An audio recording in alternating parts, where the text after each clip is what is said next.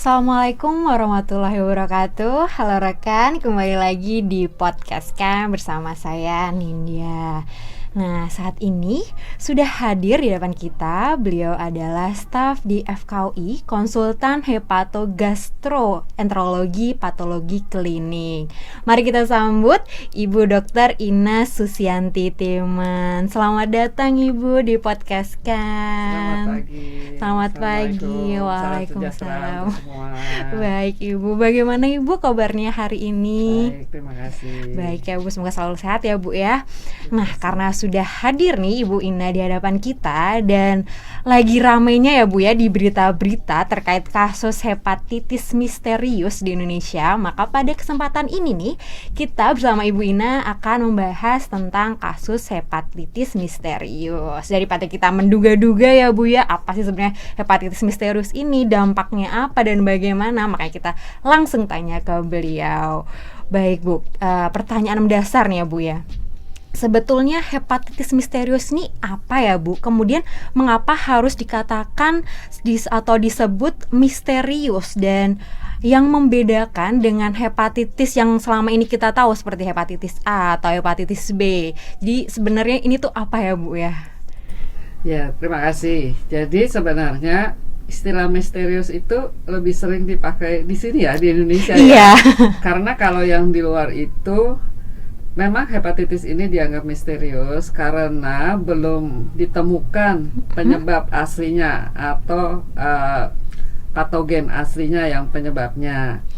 Tapi sebetulnya namanya kalau di jurnal atau di secara ilmiah kita bilangnya ini acute hepatitis of unknown origin. Jadi originnya yang belum tahu. Dan karena dia severe, kadang-kadang disebutnya juga acute severe hepatitis of unknown origin.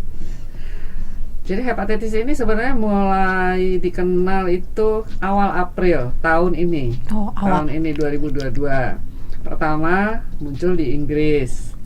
Kemudian dengan cepat menyebar ke 11 negara di Eropa, kemudian ke Amerika, dan sekarang saya rasa sudah banyak tempat di dunia yang sudah melaporkan adanya kejadian ini. Termasuk dugaan juga ada di Indonesia. Kalau kita lihat hepatitisnya sendiri, itu adalah suatu proses peradangan dari hati. Penyebabnya sebenarnya bisa virus, bisa juga penyebab-penyebab lain, kuman, atau bukan. Nah, tetapi karena kalau di Indonesia ini kita sering mendengar hepatitis A, hepatitis B. Betul sekali Bu. Jadi sebenarnya hepatitis ini kalau di luar itu sudah diperiksa terhadap kemungkinan infeksi hepatitis A, hepatitis B, hepatitis C, hepatitis D, dan E. Tetapi karena ternyata tidak terbukti disebabkan oleh itu, maka disebut sebagai hepatitis yang penyebabnya belum diketahui. Makanya di kita muncullah istilah misterius ini tadi, ya Bu ya. Dan kemudian perjalanan penyakitnya itu juga jauh lebih cepat dibandingkan hepatitis yang tadi yang sudah disebutkan. Kira-kira itu. Jadi tidak ada sangkut pautnya gitu ya Bu antara hepatitis A sampai E ini dengan hepatitis yang misterius ini, jadi dikatakan misterius begitu ya Bu ya? Atau iya, sebenarnya tidak terbukti. Belum terbukti ya. Baik. Itu sebagai penyebabnya. Baik. Nah, kalau untuk gejalanya nih Bu, apakah sama dengan hepatitis yang sebelumnya yang kita ketahui ini? Dan pemeriksaannya juga, apakah ada pemeriksaan khusus kah untuk hepatitis misterius ini atau bagaimana Bu? Ya, kalau gejalanya sih sebenarnya karena hepatitis ini terkait sama gastrointestinal, hepar, hati.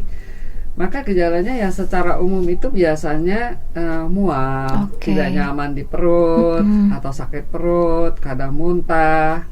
Nah, di tahap yang lebih lanjut dia akan muncul kuning. Karena gejala ini kan si penyebab ini yang kita perkirakan virus menyerang hati. Berarti di hati ini terjadi suatu proses kerusakan dari sel di situ, atau proses inflamasi atau peradangan yang menyebabkan yaitu tadi berbagai zat yang ada di dalam sel-sel tersebut keluar. Mungkin kalau sekarang kita tahu bahwa itu yang diperiksa adalah SGOT atau SGPT yang menjadi penanda kerusakan dari sel hati. Itu bisa tinggi sekali. Mungkin tidak secepat itu tingginya dibandingkan hepatitis yang lain. Dan kemudian di luar itu juga sudah diperiksa terhadap kemungkinan infeksi adenovirus, itu virus yang lain di luar ABCDE itu. Kemudian juga dikaitkan 70% itu katanya positif terhadap adenovirus. Kemudian 20%, 30% itu positif ada SARS-CoV-2 yang sekarang lagi ngetren. Berarti dan baik, Bu. ada juga yang lain seperti EBV atau yang lain. Nah, itu kira-kira demikian. Berarti ada gimana ya, Bu ya? Ada penyebab lain ya, maksudnya di luar dari hepatitis A dan E seperti yang Ibu tadi sampaikan, virus yang atau dari SARS-CoV juga ya, Bu ya. Betul ya, Bu. Dari tadi 30% mungkin bisa dari SARS-CoV juga ya, Bu ya.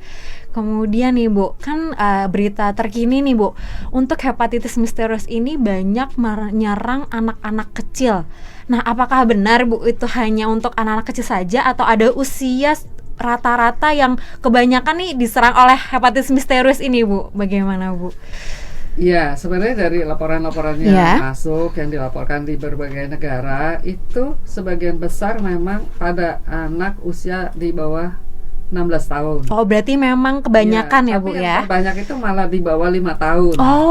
Di bawah 5 tahun lebih sering terkena atau dilaporkan terkena oleh infeksi ini. Oke, berarti kasusnya paling banyak di balita ya, Bu ya, di bawah 5 tahun ya, Bu ya, betul.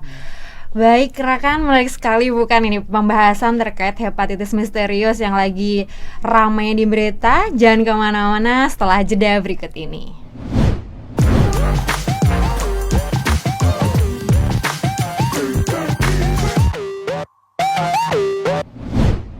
Oke, rekan, kembali lagi di podcast kan. Tadi udah seru nih bahas hepatitis. Mari kita lanjut lagi ya dengan pertanyaan baru. Nah, Bu, terkait laboratorium nih, Bu, bagaimana, Bu, kesiapan dan kondisi lab-lab untuk pengujian hepatitis ini, Bu? Apakah ada kendala terkait pengujiannya, Bu? Ya, kalau kita lihat Indonesia ini sangat luas dan sangat besar. Kalau kita lihat laboratorium itu ada di banyak fasilitas. Iya, betul. Yang pertama, yang paling sederhana mungkin adanya di fasilitas kesehatan primer (FKTP). Itu sebagian sudah mempunyai laboratorium dasar.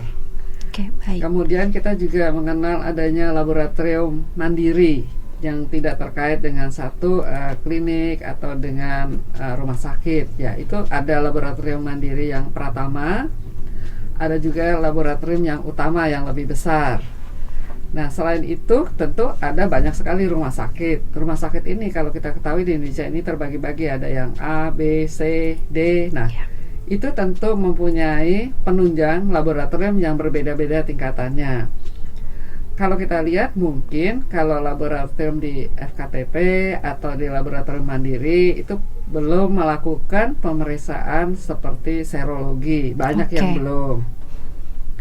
Tapi kalau pemeriksaan untuk mendeteksi adanya suatu infeksi atau penyakit, kita bisa menggunakan pemeriksaan yang sederhana. Misalnya pemeriksaan hematologi, urinalisa, itu hampir semua laboratorium wajib punya. Baik. Dari FKTP sampai ke rumah sakit. Jadi itu sebetulnya bisa digunakan. Dari pemeriksaan hematologi sederhana, kita bisa mengira-kira, oh ini arahnya ke virus atau ke kuman atau bukan.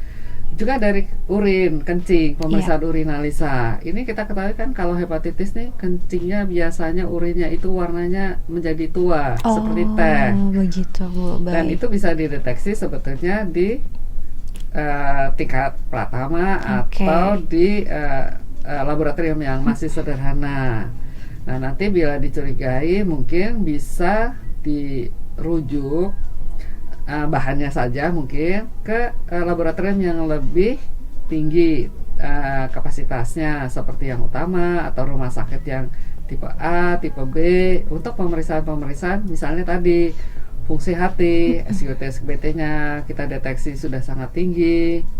Umumnya patokan dari WHO itu ada di atas 500 international unit per liter, itu dianggap curiga kepada penyakit ini. atau bilirubinnya yang tinggi. Tapi sebelumnya sebetulnya di tingkat pertama dokter di puskesmas atau di klinik pasti sudah bisa melihat bahwa orang ini tampak kuning, entah matanya yang kuning, kulitnya yang kuning. Nah, ini pasti sudah ada kecurigaan ke sana untuk meminta pemeriksaan lebih lanjut. Dan di tingkat yang paling tinggi, laboratorium utama dan rumah sakit tipe A atau tipe B pasti sudah ada pemeriksaan hepatitis marker A, B, C. Tetapi sayangnya untuk D dan E ini setahu saya di Indonesia ini lebih banyak hanya untuk penelitian, jadi tidak tersedia rutin bila diminta. Jadi itu mungkin mesti dengan pemeriksaan khusus nanti. Jadi untuk sementara ini sebenarnya untuk mendeteksi hepatitis tuh dengan hematologi sederhana atau tes urin saja maksudnya sudah bisa terdeteksi secara awal mungkin ya Bu ya, baru nanti kalau misal lebih lanjut bisa ke tadi rumah sakit dengan golongan A atau B atau yang lebih utama begitu ya Bu ya, tadi yang Ibu sampaikan, atau bagaimana Ibu? Sebetulnya sih hematologi itu hanya pemeriksaan sangat sederhana penyaring untuk mengetahui apakah ini ada infeksi. Baik. Apakah perkiraannya kira-kira dia viral? Betul. Atau kuman atau bukan. Pendeteksi awal begitu ya Bu. Curiga awal. Baik.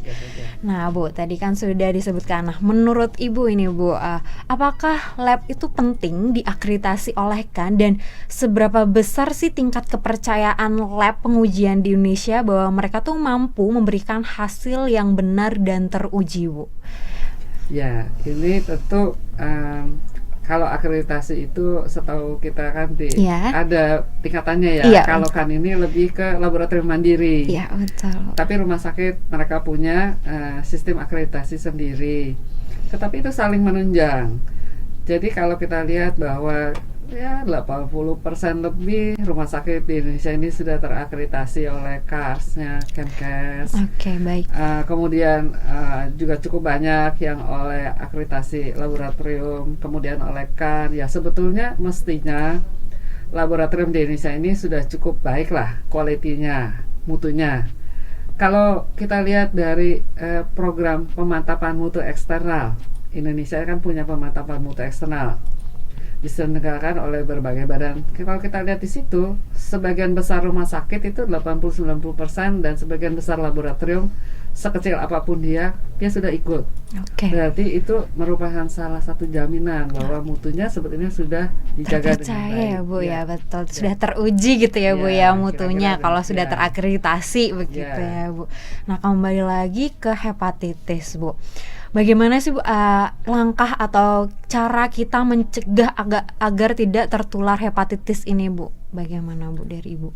Ya, kalau dilihat kan ada tadi yang dikaitkan dengan SARS-CoV. Iya, betul, COVID ya Bu ya. Ada juga yang dikaitkan dengan adenovirus. Adenovirus itu lebih biasanya sebelum ini dikenal menyebabkan diare. Jadi dari berbagai penelitian atau memang yang sudah dilakukan oleh terutama dokter anak nih yang lebih sering meminta, itu dikaitkan dengan diare.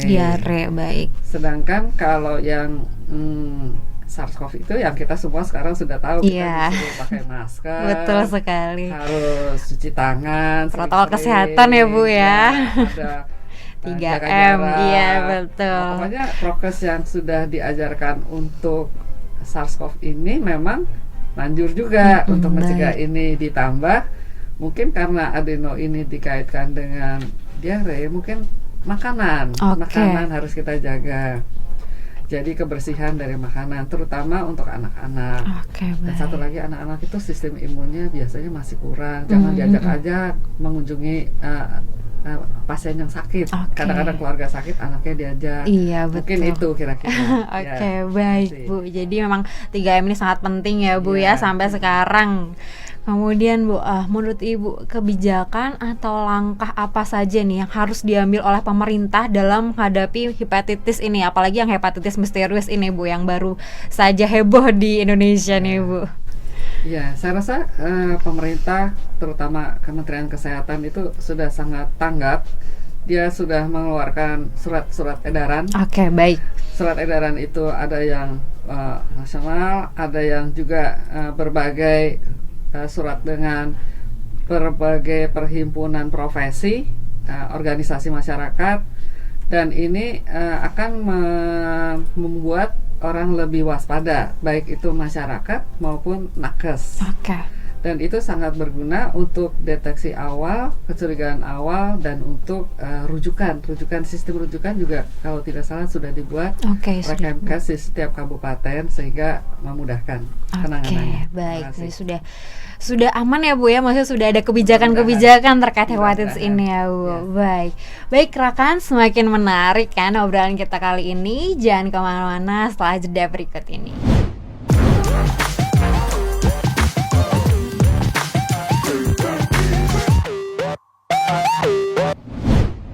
Kembali lagi di podcast kan, karena kita tadi udah seru banget nih ngobrol-ngobrol seputar hepatitis, udah dijelasin secara detail juga oleh Ibu Irna.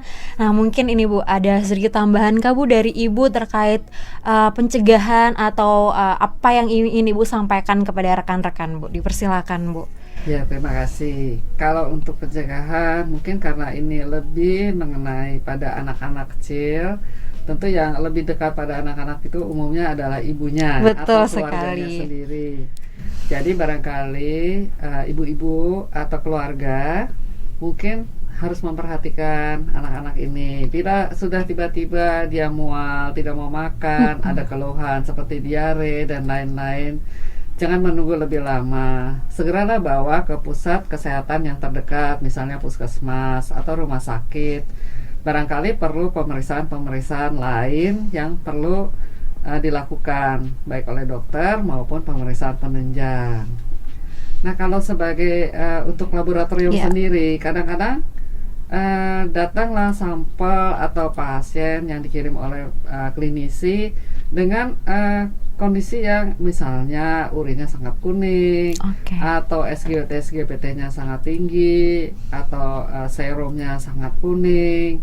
Nah itu waspadalah, barangkali kalau di laboratorium ini kita mengenal ada yang namanya nilai kritis. Nilai hasil itu melebihi nilai-nilai yang sudah ditetapkan sebagai batas kritis.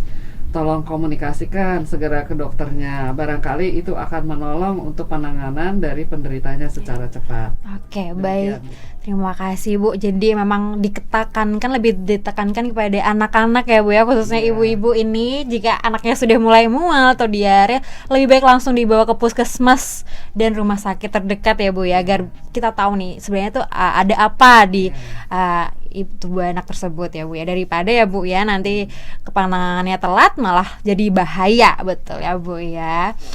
Baik, tiba saatnya saya Nindya dan rekan kerja undur diri. Dan terima kasih juga kami sampaikan kepada Ibu Ina atas sharing dan ilmunya Bu. Terima kasih banyak. Jangan lupa juga saksikan podcast kan di channel YouTube Komite Akreditasi Nasional. Wassalamualaikum warahmatullahi wabarakatuh. Terima kasih Bu. Terima kasih.